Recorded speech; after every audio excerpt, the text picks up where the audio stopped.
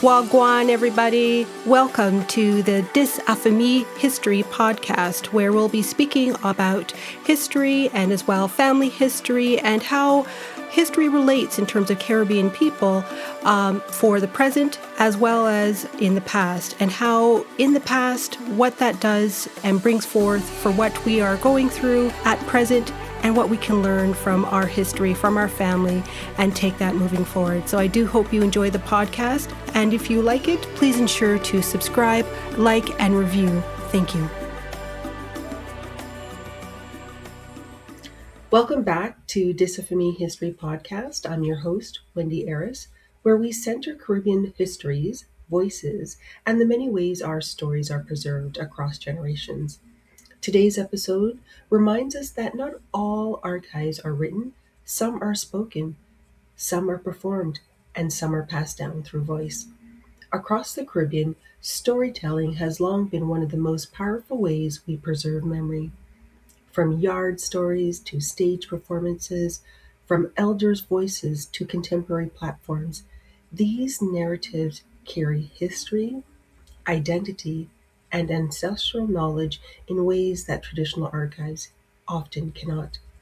And in today's digital age, that tradition is evolving. Joined today by Kesha Christie, founder of Talkin Tales and host of the podcast Walk Good, a space where stories of culture, community, and lived experience are shared, preserved, and reimagined.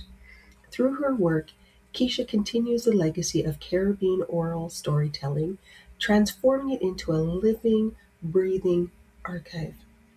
One that exists not just in memory, but in performance, connection, and voice. In this conversation, we explore storytelling as a form of archival memory, the story of oral tradition in preserving Caribbean histories, and how platforms like Walk Good are shaping the future of how our stories are told and remembered. Because in the Caribbean, storytelling is never just entertainment, it is preservation, it is resistance, and it is legacy. So let's have a listen.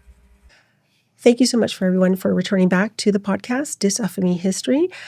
This is our Season 8 last episode number 16, and we have today as a guest, Kesha Christie. She is a TED Talk speaker, as well as a storyteller with Talkin Tales, and has a podcast called Walk Good. So let's start the podcast. Kesha, thank you so much for joining us today. Thank you so much for having me. I'm excited about our conversation. Yes, definitely looking forward to it. And we'll just start with the fact of, you bring African and Caribbean stories to life through oral storytelling. Mm-hmm. What first inspired you for this journey? Fear. Okay. Well, I was afraid of public speaking. Mm-hmm. And so my journey was a selfish one. I wanted to improve my ability to do public speaking. And so I joined Toastmasters, and, I was bubbling along and doing very well as a motivational speaker. And I decided to do this manual that they had, storytelling. And I was like, I could do that. That's easy. And the very first project was Tell a Folktale. And I was like, I'm Jamaican. Folktales are in my blood. And when I told my first Anansi story, my connection with the audience was just something that was hard to explain, but it felt deeper. Mm-hmm. I felt more connected. And the feedback that I got from there was just so impactful. I thought, okay, I'm a storyteller. And when I looked around, I remembered when I was growing up, there was, Sandra Whiting, Ida Sadu, Rita Cox. But as I got older, who was telling our stories? And then I had to say, why not me? And from there, that's the end of it. So would you say that was your particular path? That really was the little flame or light that decided for you to go down this journey? I always had a little bit. I was always telling stories of all kinds of things. I just didn't take it seriously or from a professional perspective. And then finally, when I had this experience, I thought, I am a storyteller. And sometimes you have to tell yourself what you are until you believe it. And the second story I told was just like, wow, no, this isn't I'm not kidding. This is a real connection. And my pastor was looking for some entertainment for Black History Month. And I said, I'm a storyteller. And he called my bluff. And he said, send me a video. And so that was easy. I was in my mother's basement. I recorded the video. And then he said, okay, well, come and speak in front of the church. And I was like, great. But I sat at the back of the church. So now I'm at the front of the church and I realized that there's like 300, 400 people in this space. And as I walked up, it was almost like I could hear Miss Lou in my ears say, open your mouth. And so I walked up on that stage and I told the Maya Nancy story with all my heart. I got the laughs when I was supposed to get the laugh. The confidence just felt like it infused as soon as I got to the top of the stage. And how was it that my little self could reach out to 300 some odd people and have almost individual connections with each one of them through the story I told. And that was when I realized, okay, I might have been getting clues all the while and not been listening, but now I know for sure that this is my path. Yeah. And, for you, for the word griot, carries a lot of meaning and it's coming from West Africa traditions. For the listeners that may not be aware, what does griot mean?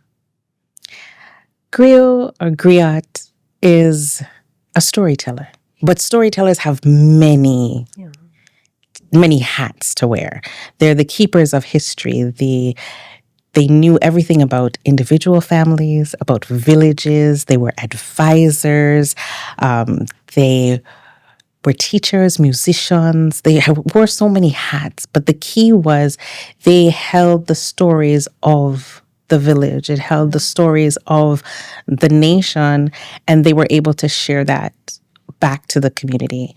And before there was TV and books and all those things, we gathered in circles to listen to story because it was the stories that taught us how to live among each other and with each other.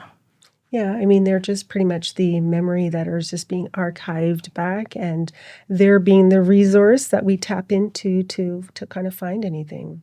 Definitely. And so for you now, in today's age, how do you continue onwards with storytelling? The premise is the same. We're keeping the memory, we're sharing the stories, and we're still learning how to live with one another even now.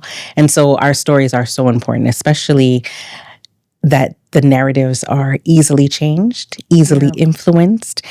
So the written word isn't necessarily something we can always put our faith in, but those oral stories, those community memories that are passed down through community as well as from one generation to another, those are the things that live on. Yeah. We have proverbs that I heard growing up, my mother heard growing up and told me, and I'm still, the further back you go, you realize how far back those proverbs go, how far back those lessons really stand, and we're still telling the stories that are still relevant today. And would you say that for communities that if we happen to lose these stories, what is the risk from now and, of course, in future generations if we were to ever lose any of these stories? We lose our connection. We lose our understanding of ourselves as well as other people. It's how you navigate in the world. Language is so important. When babies are born, they don't understand whatever language you speak, but they understand your tone and your facial expressions. And then they watch how you speak and share stories. If you're not sharing those stories and they're just getting their information from flashy screens, they're not retaining it deeply. Stories land deeply. They take us where conversations can't and where logic doesn't reach. And that deep connection is something that we need to feel like we belong. And so losing that would mean we end up distracted, disoriented, and unfamiliar with the world and ourselves. Yeah, because I'm sure with all of that, what you mentioned in terms of the voice, of course, the energy as well that's brought in there and the references to whatever facial expressions are being presented at that time, we would lose that connection to know that is part of us, that is part of our identities moving forward. And now, at this point, would you be willing to tell a story so we can kind of have what your normal process is for being able to tell a story, and then kind of let us know what what that story means.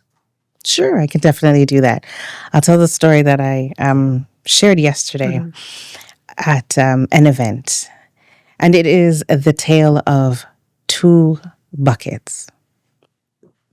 Now, long ago, there was a water bearer, and he lived high up in the mountains. And every day he had to go and collect water. And so he would take two buckets. Now, one of those buckets was perfect in size, in shape, and the other had a crack. Now, every day he would take water from the river and come back to his house. Now, the buckets spoke amongst themselves, and the perfect bucket would look at the cracked bucket and say, "Why are you even here? You can't do what you're supposed to do. And why does he keep picking you?" The cracked bucket thought about it and started to internal all of that and got really frustrated one day. And so when the water bearer came to pick up his two buckets, the cracked bucket said, "Why do you choose me? Do you not see that I have a flaw? Why do you choose me? I can't even do what I am made to do." The water bearer looked at the cracked bucket and smiled and said, "Tomorrow, when we go to the river, tell me what you see." The next day, the water bearer came. He picked up his two buckets, the perfect one and the cracked one, put it on a yoke over his neck, walked down to the river, filled the two buckets, and walked back up, but this time a little slower than usual. And for the very first time, the cracked bucket noticed flowers. Beautiful flowers. And so when he got back and he rested down the buckets, he looked at the cracked bucket and said, "Well, what do you see?" Cracked bucket said, "I saw flowers." "That's right. When I saw that you had a crack, I planted seeds along the path. And every day when we come back from the river, your bucket is half empty. But you watered those seeds, and now there are beautiful flowers." And the cracked bucket thought to itself, wow.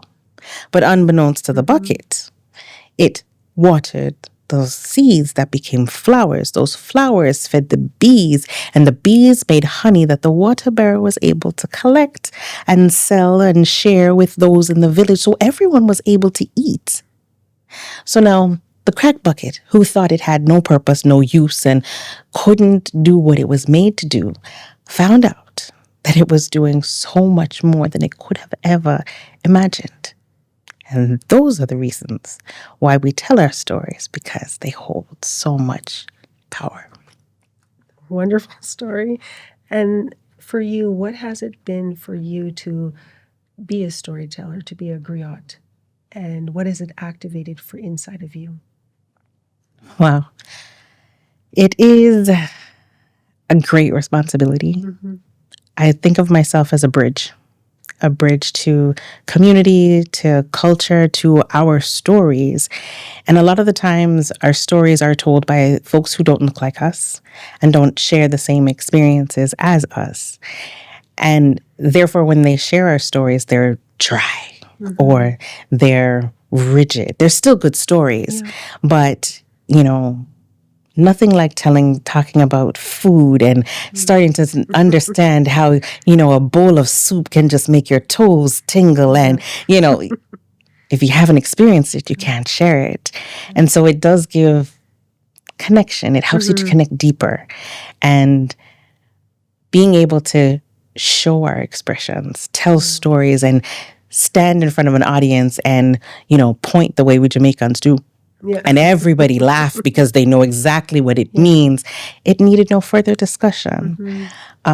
Those kinds of experiences have just caused me to grow and just fall in love with our culture over and over again, and realizing how important it is for us to continue to share our stories and our lived experiences, even in the diaspora, to connect us to home, to connect us to each other. And so for me, it's been about growth. It's been about falling in love with culture over and over again and standing firm as a bridge to be able to share stories, answer questions, and be that landing place for people to share their memories with so that I can carry those memories into the next room and the next audience and the next. And you said something as well that, it's with these stories, it creates a safe space in many ways, and it allows people to kind of embrace their culture, because at times here, especially in the West, in the, here in North America, that's not as well received at times more than anything else. But, that is, again, part of that connection that you're talking about, where people can feel connected. And for you, do you tell your stories in the Jamaican language, the patois, or is it just in, regular English? Of course, I tell stories in patois. What I try to do is weave it in with every story that I tell, so that I have kids who are born here. They get the language they're familiar with, but then they get that sing-song rhythm of their mother tongue sewn into the story, and they're like, "Wait a minute, I've heard that before," or they like the sound of it, so they like to repeat it. So it's important for them to still get that experience, and it always depends on the audience. If I'm in an audience where I know, okay, full of Caribbean people. I can just go all out. And so I just engage when I tell the story, depending on my audience. But I love to weave it in so that not just children from the Caribbean to hear it, but children from the world to hear it, because we are exposed. Canada is a mosaic, right? And we've got all these beautiful languages. Our language is beautiful too. Whether it be our voice, our body, our movement, it's all a part of it. And I'm glad that you say it is our language. It's for something for us to be proud of and to be fully aware and fully embrace as well. Absolutely. And, for you, since you do talk to a lot of young audiences, what would you like for them to be able to take away after, telling your stories? I want them to see that their voice matters. It doesn't matter where you were born. We all have a lived experience. And the stories that we listen to and the stories that we share help to build on those experiences. And so even when you feel like, I don't really have anything to say, understand that the world is waiting for what you have and the way you're going to share it. So I hope that when they listen to the way that I tell stories, and whether it be the riddles or the song or whatever connects with them, to understand that my voice is powerful. And it doesn't matter if I speak straight, if I speak with patois, if I speak loud or soft, it matters. And it's important to share it. Absolutely.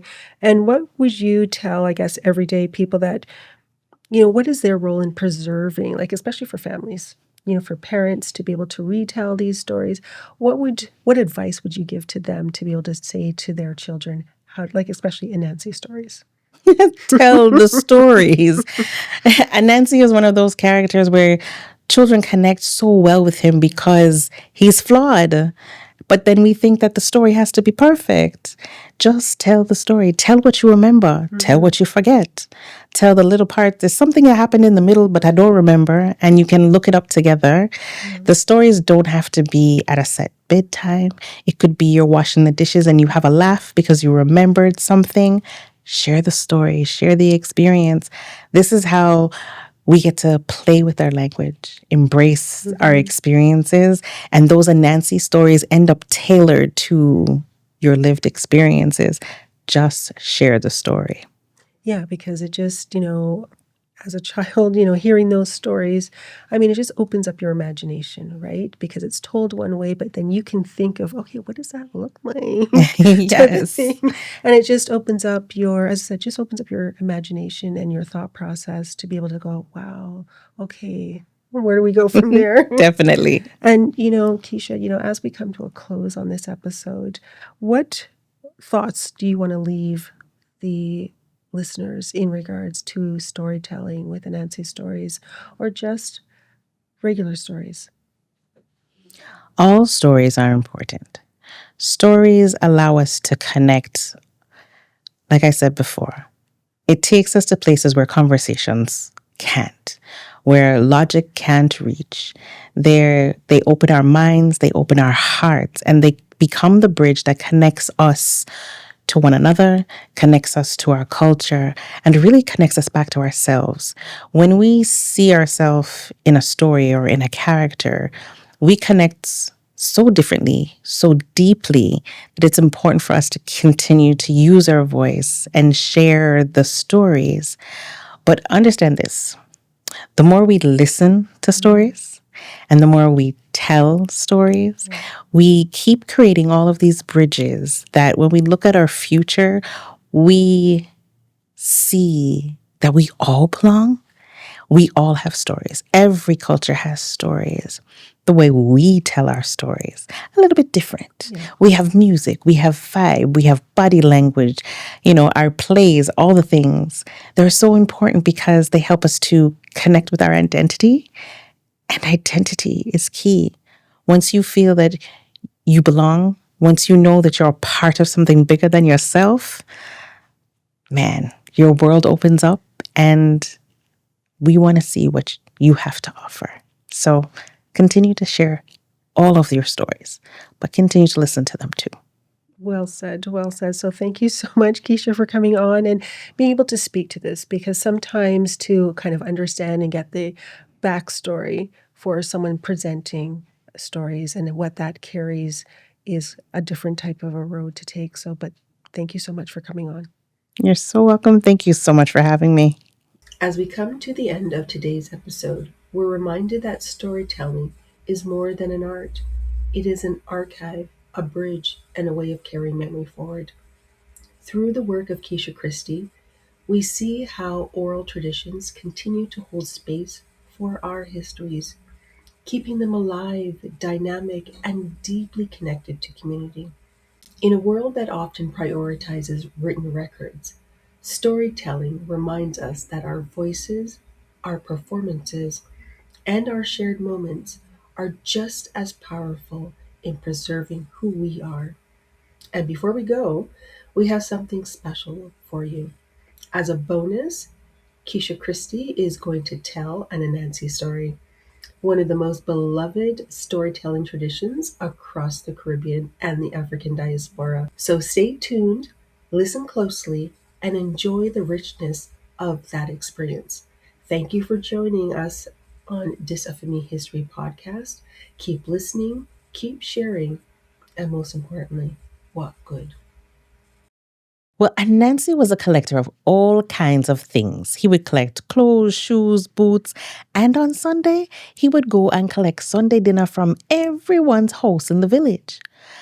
No, Anansi was collecting these things because he wanted to become rich. But he knew that collecting old clothes and boots were not going to get him there. He needed to find something that everyone needed so that he could charge them big money. Well, he sat to think about what that could be, and he sat and think for days. He think and think and think, and some say he think until him stink. Well, the idea finally came, and Nancy heard his neighbor ask a friend for some advice, and that's when it hit him. If Anansi had all of the common sense in the world, then everyone would have to go to Anansi to get a little piece of that advice. And Anansi would charge them big money. So Anansi set out to collect common sense. He started with a scandal bag. And he started to pile in the common sense. But scandal bags do what scandal bags do. That bag got a little hole that became a big one, and woo, the common sense started to ooze out. So when Nancy decided that he would be environmentally friendly and pack it all in a paper bag. Now the paper bag was good, but when that paper bag got wet, it split in two. So there was Anansi scrambling to find a place to put all of his common sense. Well, Anansi is very resourceful. He found himself a large calabash with its hard skin and piled in all of the common sense inside. Now, no worries about it falling out.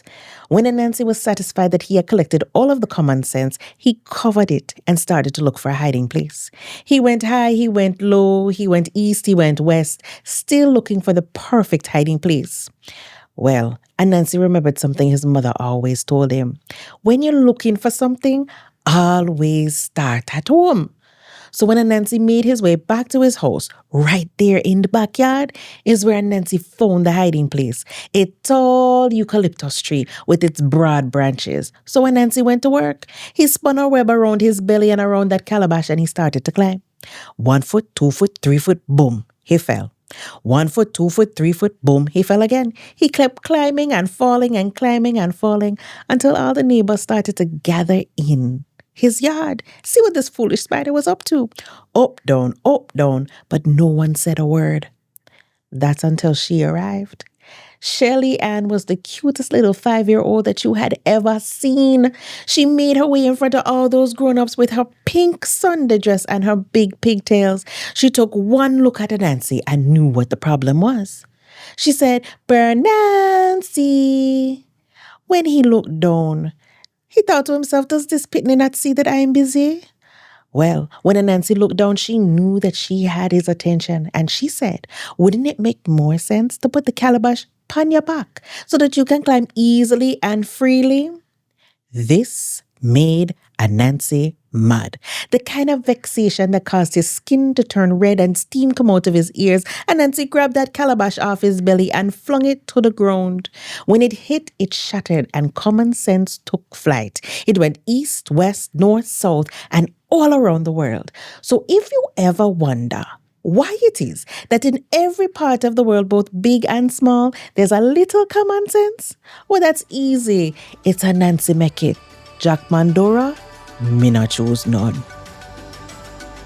Hoped you enjoyed this episode, and if you did, please make sure to like, follow, subscribe, and write a review for the episode wherever you listen to your podcast. Thank you.